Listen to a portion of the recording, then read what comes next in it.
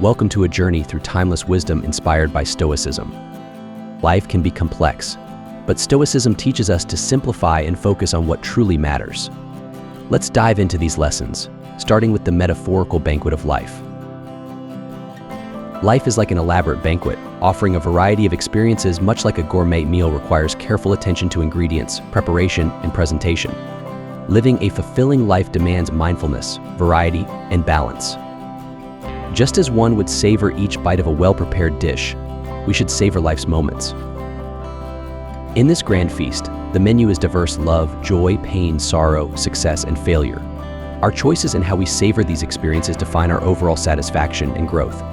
Epictetus, the ancient philosopher, emphasized that while pleasure is essential, moderation is crucial. Selective indulgence helps avoid the life coma, a state of being overwhelmed by excessive or unbalanced experiences.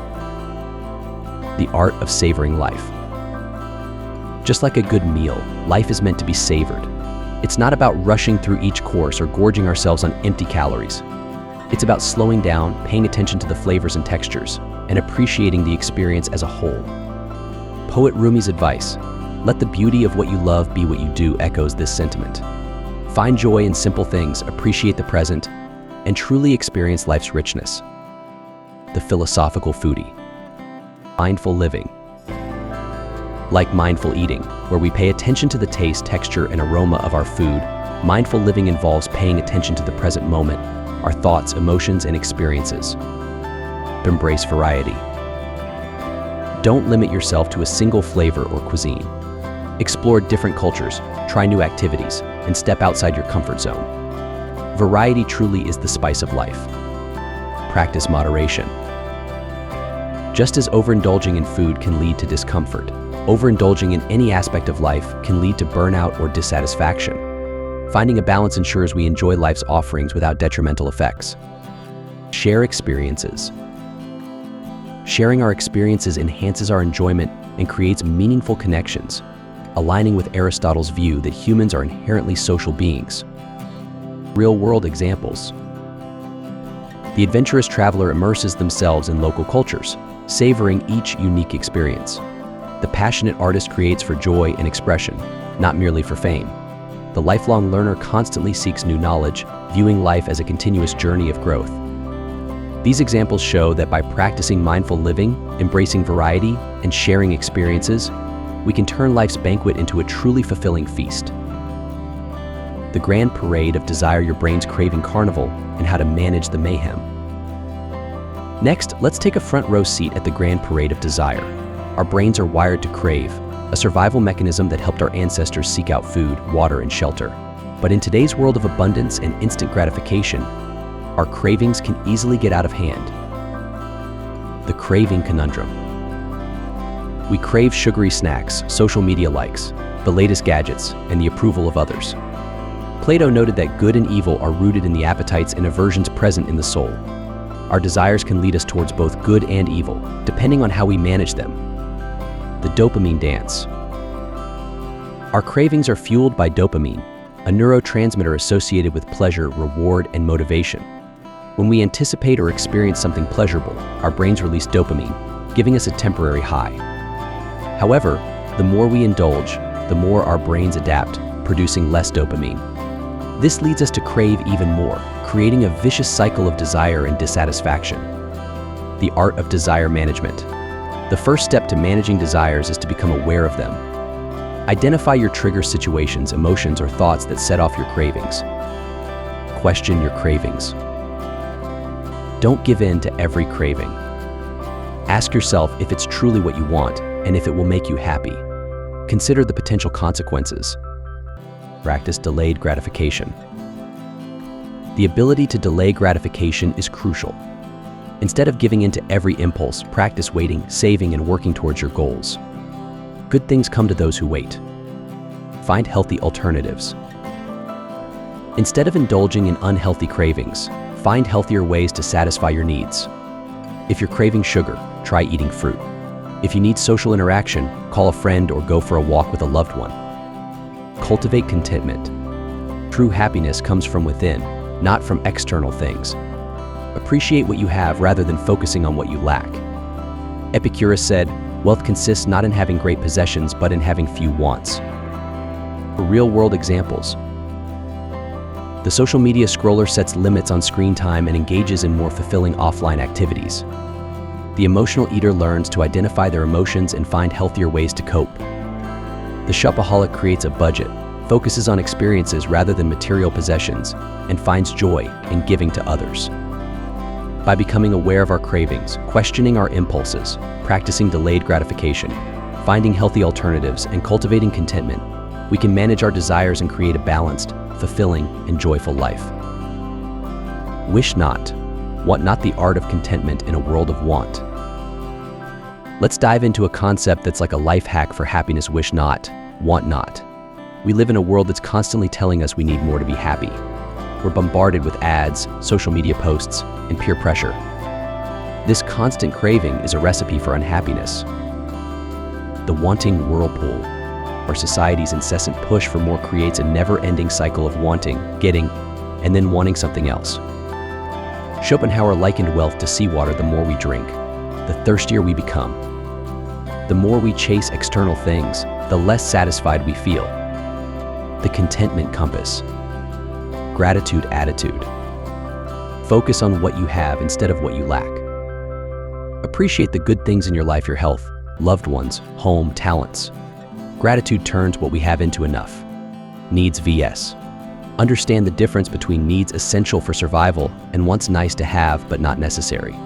By focusing on needs and being mindful of wants, we can avoid the endless cycle of consumerism. Mindful consumption. Best. When you do indulge, do so mindfully. Savor the experience, appreciate the craftsmanship, and be grateful for the opportunity. Find joy in simple things. Happiness isn't about having a lot of stuff. It's about appreciating the simple pleasures of life: a good conversation, a walk in nature, a home-cooked meal. Rumi said, "Sell your cleverness and buy bewilderment." Cultivate inner peace. True contentment comes from within. Practice mindfulness, meditation, or other spiritual practices that help you connect with your inner self and find peace in the present moment. Real-world examples. The minimalist movement focuses on what truly matters, letting go of excess stuff. Minimalists find that by owning less, they have more time, freedom, and peace of mind. Keeping a gratitude journal is a simple yet powerful way to cultivate contentment by writing down 3 things you're grateful for each day. The rise of the experience economy shows that people value experiences over material possessions, spending money on travel, concerts, and workshops that create lasting memories. By embracing a mindset of contentment, we can balance our needs and wants, appreciate what we have, and cultivate inner peace. As Epictetus said, he is a wise man who does not grieve for the things which he has not, but rejoices for those which he has. What's better left unsaid? Your guide to taming your TMI monster. Let's talk about something we all struggle with: knowing when to keep quiet. We're not talking about keeping secrets or hiding the truth, but the art of discretion, knowing what's better left unsaid, and the power of silence in a noisy world. The oversharing epidemic. We live in an age of oversharing, where social media turns us into TMI, too much information addicts. We post every detail of our lives online, from breakfast to deep insecurities. But not everything needs to be shared. Some things are better left unsaid for our own sake and for the sake of others. The philosophical filter. Ancient philosophers like Socrates and Confucius understood the importance of discretion. They believed words have power, and we should choose our words carefully. Socrates said, "Strong minds discuss ideas, average minds discuss events, weak minds discuss people." The think before you speak challenge. Before speaking or hitting send, pause and reflect. Ask yourself, is this necessary? Is it kind? Is it helpful? Is this the right time and place to say this? The empathy test. Put yourself in the other person's shoes. How would you feel if someone said this to you? Would it hurt your feelings or damage your relationship? If so, it's better left unsaid. The confidentiality clause. Respect others' privacy. Don't share personal information without permission. Gossip is toxic and can damage relationships and reputations. The silent treatment for yourself. Sometimes, silence is the best response. In moments of anger or frustration, Take a deep breath and count to 10 before speaking. Give yourself time to cool down and think clearly. The power of listening. Silence isn't just about not speaking, it's about actively listening. Listen more than you talk. Seek to understand before seeking to be understood. As Epictetus said, we have 2 ears and 1 mouth so that we can listen twice as much as we speak. Real-world examples. A manager who practices discretion builds trust with their team, creating a safe and supportive work environment. A friend who listens more than they talk is valued and appreciated for their empathy and understanding. In relationships, choosing words carefully and practicing active listening can prevent misunderstandings and strengthen connections. The Zen saying, "Silence is a source of great strength," reminds us of the power of thoughtful silence. By practicing discretion, we can avoid unnecessary drama, build trust, and strengthen our relationships. As the Buddha said, if you propose to speak, always ask yourself, is it true? Is it necessary? Is it kind? Circumstances have no care for our feelings, embracing Stoic resilience. One of the fundamental teachings of Stoicism is that circumstances are indifferent to our feelings. The world does not revolve around our emotions, and external events are beyond our control. However, we can control how we respond to these events. The impartial universe. Stoics believe that the universe operates according to its own rational principles, indifferent to human concerns. Whether we face joy or tragedy, the universe remains unaffected. This perspective encourages us to focus on our internal responses rather than external circumstances. The power of perception. Marcus Aurelius, a renowned Stoic philosopher, emphasized that our perceptions shape our experiences. He wrote, "You have power over your mind, not outside events. Realize this, and you will find strength." By changing how we perceive and interpret events, we can maintain inner peace and resilience. Building emotional resilience. Acceptance. Accept that some things are beyond your control. Instead of resisting or resenting these circumstances, focus on adapting and responding constructively. Focus on virtue. Stoics prioritize virtues such as wisdom, courage, justice, and temperance. By cultivating these virtues, we can navigate life's challenges with grace and integrity. Practice negative visualization. Imagine worst-case scenarios to prepare yourself mentally and emotionally. This practice helps reduce fear and anxiety, making it easier to handle difficult situations. Real-world examples. A person facing a job loss might see it as an opportunity to explore new career paths or develop new skills. Someone dealing with a breakup could focus on personal growth and self-improvement. By embracing Stoic resilience, we can transform adversity into an opportunity for growth and self-discovery. The real source of harm, understanding and overcoming internal obstacles.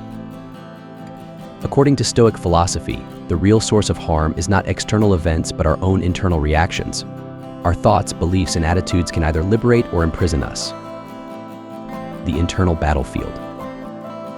Epictetus taught that we are disturbed not by events, but by the views we take of them. Our interpretations and judgments can create unnecessary suffering. By changing our mindset, we can overcome internal obstacles. The practice of cognitive distancing. Identify negative thoughts. Recognize and label negative thoughts and beliefs. Awareness is the first step to overcoming them. Challenge irrational beliefs. Question the validity of your negative thoughts.